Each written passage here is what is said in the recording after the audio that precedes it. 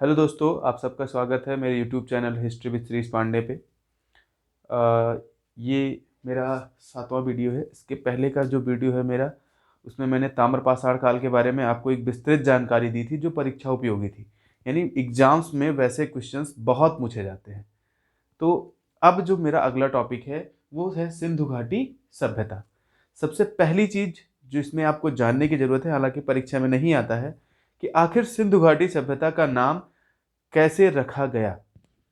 क्योंकि जब शुरुआत में इसका उत्खनन हुआ था 1921 में, राखालदास बनर्जी ने जब इसका उत्खनन किया था, तो सबसे पहला नगर जो इनको मिला था जहां पर इसका उत्खनन किया गया था वो हड़प्पा था। हड़प्पा के टीलों की खुदाई की गई थी, जिसमें कुछ पुराने नगर के ध्वंसावशेष उनको मिले थे, कुछ पुरानी इमारतों के खंडहर मिले थे। उसके बाद फिर मोहनजोदड़ो की खुदाई की गई, जिसकी खुदाई राखालदास बनर्जी जी ने की थी। वो भी सिंधु नदी के किनारे पर ही था। और बाकी भी जितने क्षेत्र मिले हैं वो सब सिंधु नदी के नीचे मिले हैं। ऊपर सिंधु नदी है, भारत के सबसे ऊपरी भाग में सिंधु नदी है, उसके नीचे मिले हैं। और सिंधु नदी के किनारे ये सब नगर मिले हैं, इसी वजह से इसका नाम क्या रख दिया गया था, सिंधु घाटी सभ्यता। जैसे उस समय नील नदी की सभ्यता जो कि मिस्र में थी, उसके बाद जो है दजला और फरात दो नदियां हैं, उनकी सभ्यता थी, ठीक, जिसको मेसोपोटामिया की सभ्यता बोली जाती है। तो इसके बाद का जो प्रश्न है जो आता है वो ये है कि इसके नाम क्या क्या है। तो इसका पहला नाम हड़प्पा की सभ्यता क्यों रखा गया, क्योंकि जो पहला नगर सिंधु घाटी सभ्यता का जो पहला नगर जिसका उत्खनन किया गया, जिसको खोदा गया आर्कियोलॉजिस्ट के द्वारा, जो पुरातत्विद थे उनके द्वारा जिसकी खुदाई की गई, उस वो कौन सा था, हड़प्पा था। किसने किया था, दयाराम साहनी ने। ठीक, वो हड़प्पा नगर, उस नगर के नाम पर, चूंकि वो पहला नगर था, उस नगर के नाम पर इसका नाम क्या रख दिया गया था, हड़प्पा की सभ्यता। और सैंधो सभ्यता इसलिए कहा था, सिंधु नदी के किनारे है तो सैंधो सभ्यता या सिंधु घाटी सभ्यता इसको बोला जा सकता है। इंग्लिश में इसे बोलते हैं इंडस वैली सिविलाइजेशन।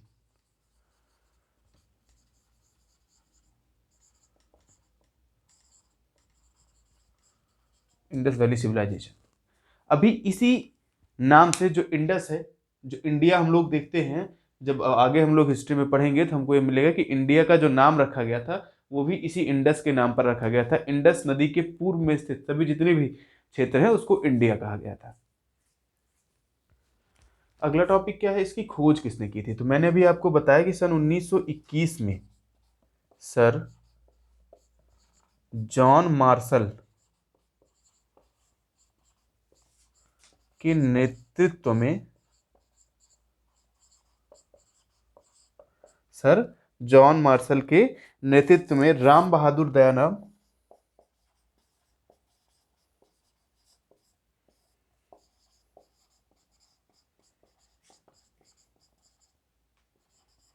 साहनी ने माट गोमरी जिले के हड़प्पा नामक स्थान पर किया। ध्यान दीजिएगा, जो ये हड़प्पा है, ये आज के डेट में जब हम आज के समय की बात करेंगे तो ये हड़प्पा पाकिस्तान का भाग है। ठीक, कौन सी नदी है, रावी नदी। हड़प्पा किसके तट पर स्थित है, रावी नदी के तट पर। दूसरा, इन्हीं के समक्ष, इन्हीं के समकालिक माना जाता है राखालदास बनर्जी को,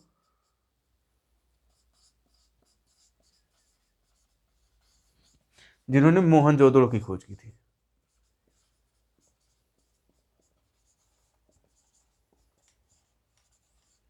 ठीक, कुछ और भी ऐसे वैज्ञानिक हुए हैं जिन्होंने एक बार इसको खोजने का, इसका प्रयास किया है, परंतु उनको इसमें कोई भी जो सफलता है वो नहीं मिली थी।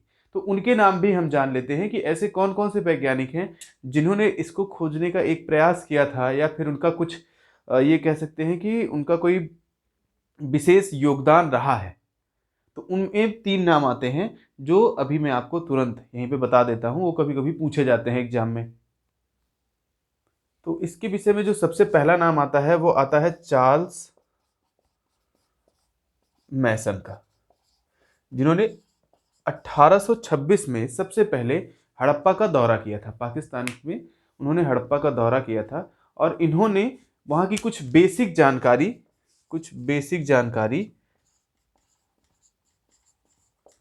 सरकार को अपनी पत्रिका, और इनकी पत्रिका का नाम क्या था? Front narrative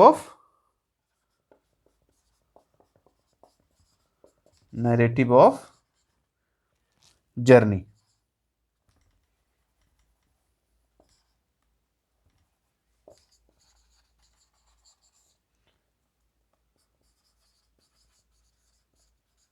narrative of journey, इनकी जो पत्रिका है उसका नाम था। यहाँ से एक प्रश्न ये भी अच्छा बन सकता है कि नैरेटिव ऑफ जर्नी पत्रिका का संपादक कौन था, संपादन किसने किया था?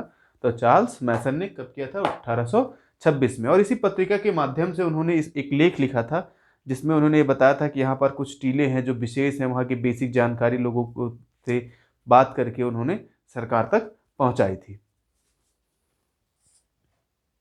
दूसरा नाम है बर्टन बंधु का।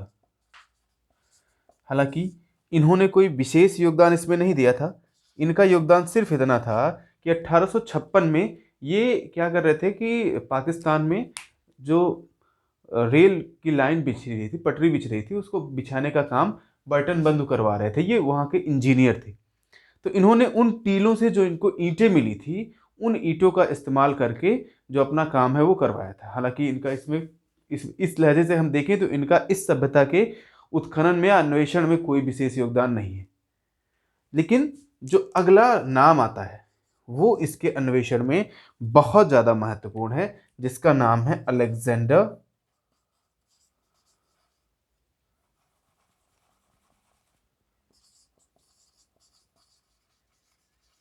Alexander Cunningham. इन्होंने 1853 से लेके 1856 तक इन्होंने प्रयास किया, और उन सभी जगहों पर जहाँ पर टीले दिखाई देते थे उनको, वहाँ पर इन्होंने अन्वेषण करने का प्रयास किया। कुछ मोहरें इनको प्राप्त हुई थी, लेकिन इन्होंने उससे कोई विशेष जानकारी इकट्ठा नहीं कर पाए। फिर बाद में भारत के पुरातत्व विभाग के, जिनको आप चीफ कह सकते हैं, हुए सर जॉन मार्शल, जिनके निर्देश में, जिनके नेतृत्व में दयाराम साहनी जी ने, सर राखरदास बनर्जी जी ने अपना अन्वेषण किया, और हड़प्पा और मोहनजोदड़ो जैसे नगरों का हमको पता चला कि ये हमारी सभ्यता के एक नगर रहे हैं, और हमारी सभ्यता दुनिया की सबसे उत्कृष्टतम सभ्यता मानी जाती है। अब अगला जो टॉपिक है वो है विशेषता। अगला इसका टॉपिक क्या है? विशेषता। आखिर इस नगर जो सिंधु घाटी सभ्यता है, इसकी विशेषता क्या है? तो ये माना जाता है कि पूरी दुनिया की जितनी भी सभ्यताएं अभी तक हमको प्राप्त हुई हैं, उसमें से सबसे बेहतरीन नगर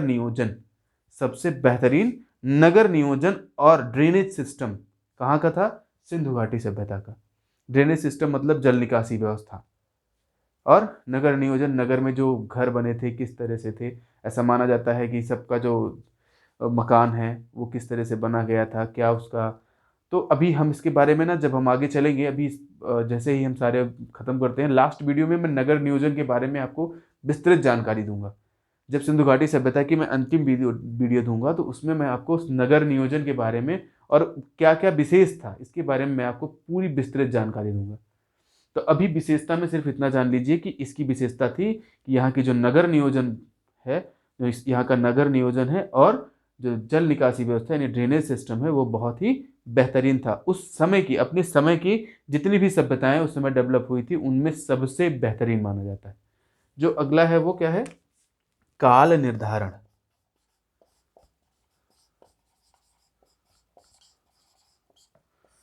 देखिए, काल निर्धारण के संबंध में सब बहुत सारे अलग अलग जो विद्वान हैं उनकी अलग अलग मत हैं। वजह यह है कि इसका उत्खनन हुआ, जब कार्बन डेटिंग की गई, तो इसका ये उद्भव जो है बड़ा अचानक माना जाता है। ये माना जाता है कि अचानक से ये सभ्यता उदय हुई और अचानक से ये सभ्यता खत्म हो गई, जिसकी वजह से इसके काल निर्धारण में बहुत सारे विवाद हैं, और अलग अलग वैज्ञानिकों ने अपने अलग अलग मत दिए हैं, जिसके अनुसार इसकी अलग अलग डेटिंग की गई है। हालांकि जो सर्वमान्य डेटिंग मानी जाती है वो 2500 से 1750 मानी जाती है। यानी अगर आपके एग्जाम में आता है सिंधु घाटी सभ्यता की जो स्थिति है वो कब से कब तक रही, सिंधु घाटी सभ्यता कब से कब तक रही, तो 2500 से 1750 ईसा पूर्व तक आप इसका आंसर देंगे। ठीक, लेकिन अलग फिर भी ये जानना जरूरी है कि किस वैज्ञानिक के अनुसार या किस विद्वान के अनुसार, किस पुरातत्व के अनुसार इस सभ्यता की डेट क्या रही है, और फिर बाद में जो सर्वमान्य डेट निकाली गई वो किस तकनीकी के आधार पर है, ये भी हम जानेंगे यहाँ पर। तो इतने वैज्ञानिक हैं जिनके अपने अपने मत हैं इसकी काल निर्धारण के संबंध में, जिसमें सबसे पहले सर जॉन मार्शल हैं। सर जॉन मार्शल के अनुसार इसकी जो डेटिंग है वो 3250 से 2750 ईसा पूर्व। सर जॉन मार्शल कौन है, तो आपको पता है सर जॉन मार्शल के ही नेतृत्व में हड़प्पा नगर की और जो मोहनजोदड़ो है उसकी खुदाई इन्हीं के नेतृत्व में की गई थी। ये महानिदेशक थे भारतीय पुरातत्व विभाग के। अगला कौन है, अर्नेस्ट मैके। इनके अनुसार इस सभ्यता की जो डेट है वो 2800 से लेके 2500 ईसा पूर्व मानी जाती है। 2800 से 2500 ईसा पूर्व अर्नेस्ट मैके के अनुसार। फिर एमएस वत्स जिनका नाम है माधो स्वरूप वत्स, इनके अनुसार इसकी जो डेटिंग है वो 3500 ईसा पूर्व से 2700 ईसा पूर्व तक रखी गई है। यानी एमएस अगर हम माधव स्वरूप वत्स के अनुसार आपसे पूछता है तो 3500 से 2700 ईसा पूर्व इन्होंने अपनी डेटिंग की हुई है। अगला जो नाम आता है वो किसका है, सीजे ग्रेड का। सीजे ग्रेड के अनुसार इसकी जो डेटिंग है वो 2350 से लेकर 1750 ईसा पूर्व तक माने हैं। इन्होंने 2350 से 1750 ईसा पूर्व तक माना है। मॉर्टिमर व्हीलर हैं जिन्होंने 2500 से 1500 ईसा पूर्व, और फेयर सर्विस नाम की एक संस्था है जिसने 2000 से 1500 ईसा पूर्व इसकी डेटिंग की है। तो ये वैज्ञानिक है, इनको लिख लीजिएगा। हालांकि अब जो यहाँ से आपके जानने के लिए कि आखिर इसका फिर एग्जैक्ट निर्धारण कैसे हुआ, तो आप लोग जानते हैं कार्बन डेटिंग एक तकनीकी है जिसमें कार्बन 14 से, मैं आपको पहले भी बता चुका हूं कि जो कार्बन 14 से जीवाश्म के आयु का निर्धारण किया जाता है। किसी भी जो भी पुरातत्वविदों को वहां पर साक्ष्य मिले हैं उनके आयु का निर्धारण C14 कार्बन 14 यानी कार्बन डेटिंग के आधार पर की जाती है। और कार्बन डेटिंग के आधार पर जो इसकी डेट मानी गई है वो मानी गई है आपकी 2500 से 1750 ईसा पूर्व। और एक किसके द्वारा की गई है, तो डीपी अग्रवाल। ये प्रश्न अगर पूछता है तो आपको पता होना चाहिए।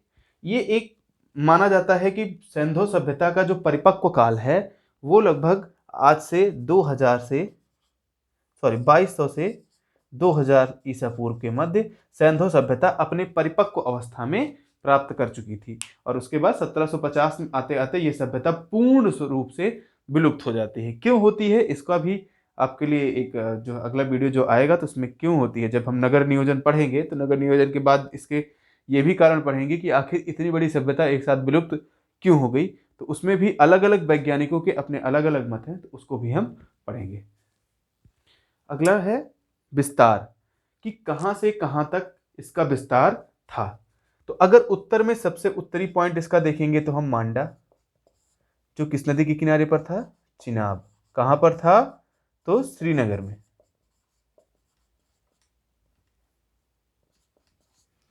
सबसे पूर्वी आलमगीरपुर। कहां पर है, मेरठ में। और किस नदी के किनारे, हिंडन नदी के किनारे। सबसे दक्षिणी पॉइंट इसका दैमाबाद। ये कहां पर है, महाराष्ट्र में।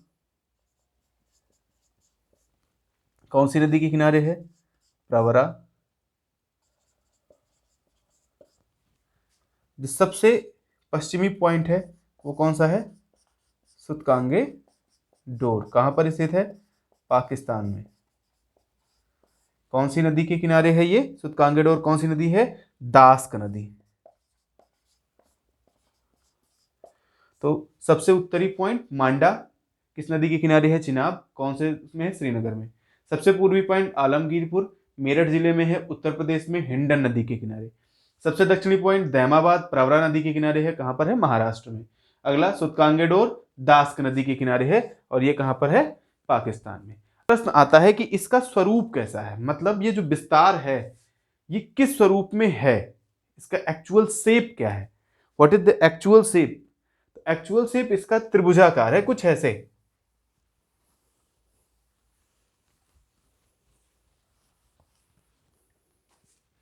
ये आपका मांडा है, फिर यहां से ये आपकी आलमगीरपुर, फिर यहां से ये दैमाबाद, और फिर ये सुतकांगेडोर। तो कौन सा आकार दिख रहा है? त्रिभुजाकार। इसका जो क्षेत्रफल है वो कितना है? 12,500 स्क्वायर किलोमीटर। 12,500 वर्ग किलोमीटर इसका क्षेत्रफल है। इसका विस्तार 12,500 किलोमीटर है। एक और प्रश्न है कि हड़प्पा, ये प्रश्न आ चुका है, हड़प्पा व मोहन जोदड़ो को सिंधु सभ्यता की जुड़वा राजधानी कहते हैं।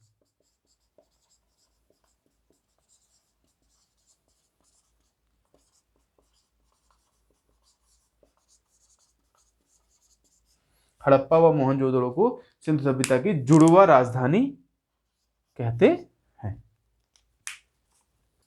इसके निर्माता जो साक्ष्य प्राप्त हुए हैं उसमें हमको ये मिला है कि इस सभ्यता में कई प्रजातियां निवास करती थी, जिसमें से 4 प्रमुख हैं। और वो 4 कौन सी हैं? प्रोटो, ऑस्ट्रेलाइड, भूमध्य सागरीय द्रविड़,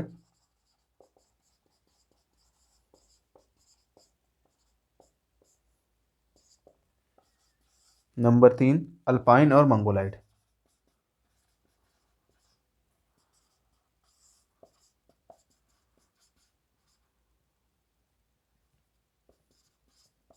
मंगोलाइड। कुछ भी वैज्ञानिकों का, यानी जो विदेशी वैज्ञानिक हैं, उनका ये भी मानना है, उन्हीं मुख्यतः जो विदेशी वैज्ञानिक है उनका मानना है कि जो हमारी सिंधु घाटी सभ्यता है इसका निर्माण जो है वो सुमेरियंस ने किया था। क्यों? क्योंकि जो आपकी